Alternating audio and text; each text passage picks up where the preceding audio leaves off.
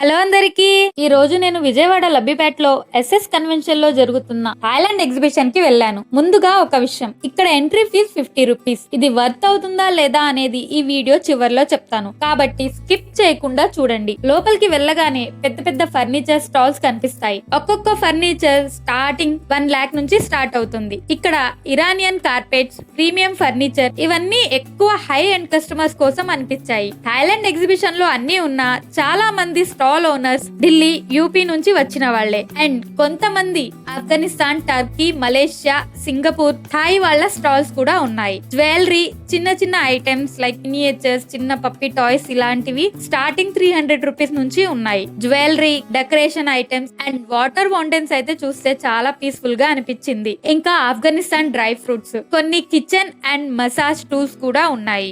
So ఈ 50 rupees worth అయ్యాయా అంటే నా పర్సనల్ ఫీలింగ్ ఏంటంటే ఒక్కసారి ఎక్స్ప్లోర్ చేయడానికి వెళ్ళొచ్చు, కానీ ప్రొడక్ట్ హై ప్రైజెస్ లో ఉన్నాయి. మిడిల్ క్లాస్ ఫ్యామిలీస్ కి ఎక్కువగా కొనలేరని అనిపించింది. చాలా ప్రొడక్ట్స్ మార్కెట్ లో ఇప్పటికే అవైలబుల్ గా ఉన్నాయి. నాకైతే వావ్ అనిపించే ప్రొడక్ట్ ఏది కనిపించలేదు. మీరు ఆల్రెడీ విజిట్ చేసి ఉంటే మీకు ఎలా అనిపించిందో మీ ఎక్స్పీరియన్స్ ని కామెంట్ లో షేర్ చేయండి. అండ్ మీ ఫ్రెండ్స్ అండ్ ఫ్యామిలీకి రీల్ ని షేర్ చేయండి. ఇలాంటి మరిన్ని వీడియోస్ కోసం ఫాలో కొట్టడం మాత్రం మర్చిపోకండి.